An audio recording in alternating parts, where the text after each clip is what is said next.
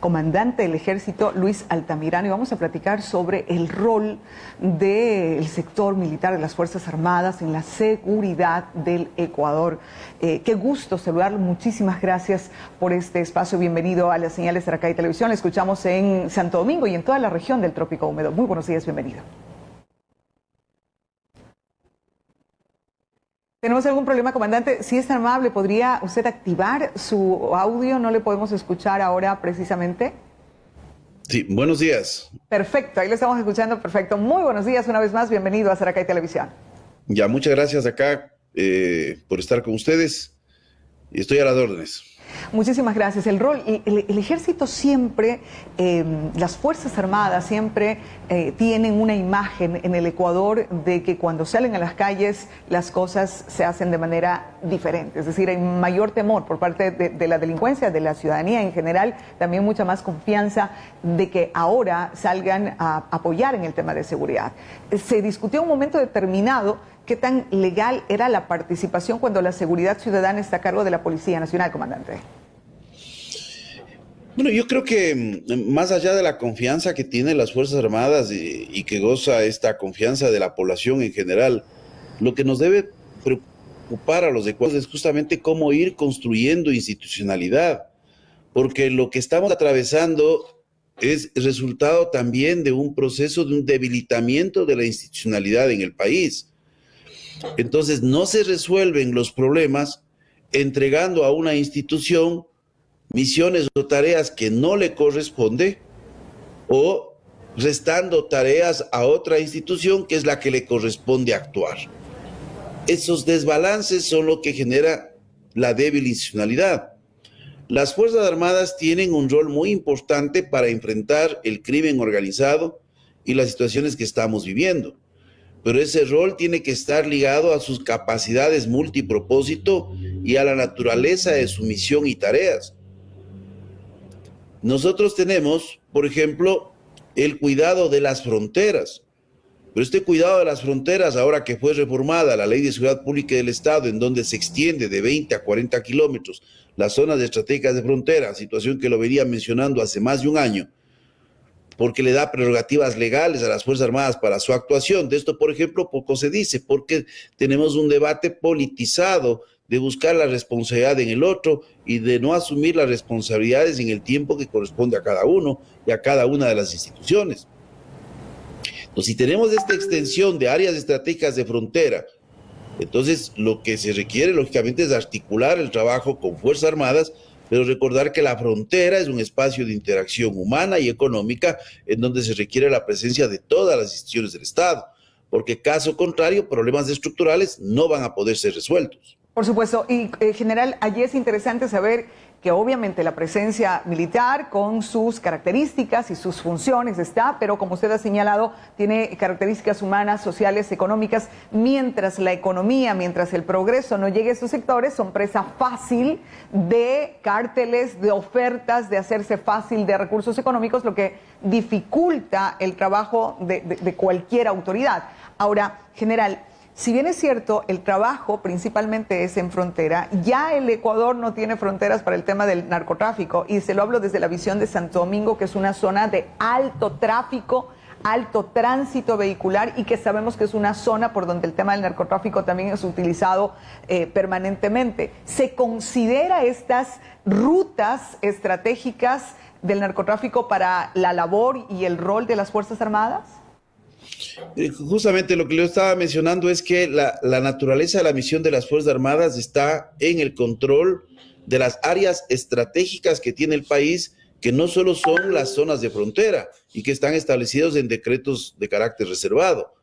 De igual forma, todo lo que es el espacio aéreo nacional, en donde se requiere un sistema primario de radares, se requiere complementar con la capacidad de la defensa aérea, es decir, con aviación de interceptación, no para derribo, sino que una vez que se da la detección de estas trazas desde largo alcance, se puede hacer un seguimiento cuando estas avionetas, por ejemplo, bajan de altura, y los propios sensores electrónicos o una localización de carácter visual, normalmente es lo primero, se puede dar seguimiento a estas aeronaves.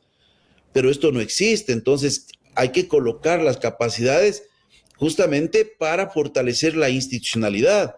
Y otro de los aspectos es el control del espacio marítimo.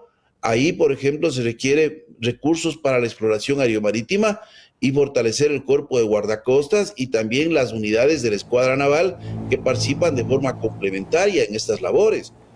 Pero no es convertir a las Fuerzas Armadas en policía. Yo sé que el crimen organizado, hay una penetración en varias instancias del Estado y una presencia en varias partes del territorio nacional, pero las Fuerzas Armadas no pueden sustituir al rol que le corresponde a la policía. Y yo veo con mucha preocupación el proceso con el cual se dio el decreto 730, las imprecisiones que tiene este decreto 730, estas intenciones, inclusive que una falta de comunicación estratégica desde el gobierno de buscar declarar a organizaciones de delincuencia organizada como terroristas, sin darse cuenta que sin haberlo hecho ya generó en el ámbito no solo nacional, sino internacional, un desaliento a cualquier intento de invertir en el país o de hacer turismo, porque ni usted ni yo nos vamos a ir a un país que esté en guerra o que tiene la presencia de 8 organizaciones terroristas. Entonces no hay una sensibilidad en el manejo del tema. Hay una proyección de responsabilidades, un manejo de cifras imprecisas, una entrevista que dio el presidente en CNN hablando de que las capturas en el pasado eran de 20, 30, 40 toneladas, totalmente falso. No sé quién le pasa los datos, quién le asesora, pero esa disputa política de buscar responsables no nos hace bien, no soluciona el problema y seguimos en esta incertidumbre. Lo que el ciudadano quiere es algo de certeza. Pero cuando se hacen anuncios, contraanuncios y sale un documento con otros elementos a los cuales fue ofrecido, ¿qué es lo que se genera? A la final se dice, bueno, se está improvisando. Sin lugar a dudas, y esa improvisación nos genera más resquemor y no confiamos en el actuar y obviamente nos sentimos mucho más inseguros. Mientras técnicamente no sea asumido, mientras no se tenga esa asesoría clara, no podemos tener ese norte y la seguridad tiene que estar en manos del gobierno nacional. Esos recambios que hubieron en el Ministerio de Gobierno, en la asesoría en cuanto a tema de seguridad, ¿da algo de esperanza de en un momento determinado encontrar soluciones, general? Mira, aquí tenemos que ir viendo por los hechos, ¿no? Nunca me refiero a las personas y trato de evitarlo. Hay que tener una visión integral del problema. Hay que salir de esta visión a veces tradicional de cómo vemos las cosas. Es lógico que estamos frente a un problema que no se contiene en las fronteras, que no se explica exclusivamente por lo que ocurre al interior del país, porque tiene nexos de carácter transnacional. Pero, por ejemplo, hacer este tipo de explicaciones en donde se busca comparar lo que es el terrorismo, las organizaciones terroristas con organizaciones de crimen organizado, bueno, estamos empezando mal, porque las organizaciones de crimen organizado son organizaciones que tienen fines de lucro.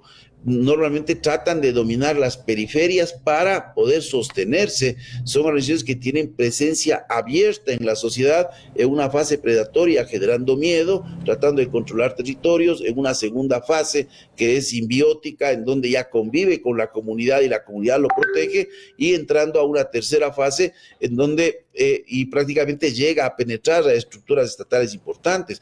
Esto no ocurre con las organizaciones de carácter terrorista. Una organización terrorista reivindica el acto, es el acto en sí mismo, es casi una escena teatral lo que busca las organizaciones terroristas.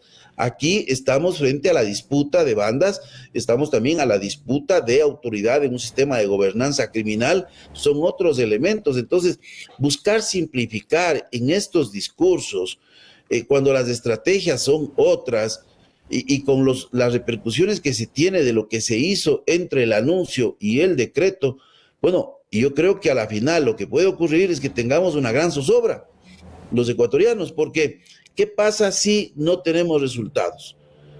Entonces, aquí hay que trabajar en varios aspectos y desarrollo de institucionalidad, y en este desarrollo de institucionalidad es la construcción de capacidades del Estado en varios órdenes, con conceptos de eficiencia, porque eso es lo que no existe, hay mucho desperdicio de recursos, y con conceptos, lógicamente, de una visión integral en donde se ataque el eje de justicia, en donde se ataque el eje de rehabilitación.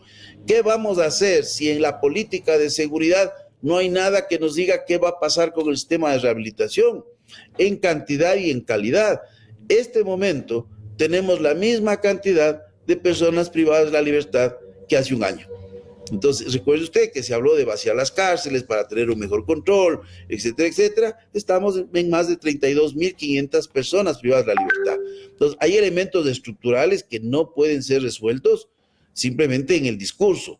Hay que tener una visión de mediano y de largo plazo. Y eso es generar certeza. Eso es construir una política de Estado, no una política coyuntural que trata de ir apagando incendios, porque eso es lo que hemos visto. Lo que estamos viendo es darle al pueblo ecuatoriano algo a través del discurso para que sientan algo de calma, pero no hay soluciones a largo plazo o soluciones estructurales. No se está aprendiendo mientras no haya luces desde el gobierno, que se supone que es nuestra guía, el resto de gobiernos seccionales, el resto de instituciones. Si no hay un plan claro, no sabemos para dónde ir. No hay ese norte entonces en el país en el tema de seguridad, lamentablemente, general. Mire, cuando nosotros revisamos, por ejemplo, las reformas legales recientemente aprobadas por la Asamblea Nacional y en el trabajo que se hizo con el Ejecutivo, prácticamente el Ejecutivo no dice absolutamente nada. ¿Por qué? Porque uno de los aspectos que se busca responsabilizar a la situación actual es el marco legal. Se hizo importantes reformas a varios cuerpos de seguridad, una ley reformatoria orgánica que incluye la ley orgánica de la defensa, que incluye la ley de seguridad pública y del Estado, que incluye el Código Orgánico Integral Penal, que incluye el Código Orgánico de Entidades de Seguridad Ciudadana y de Control de Seguridad Ciudadana.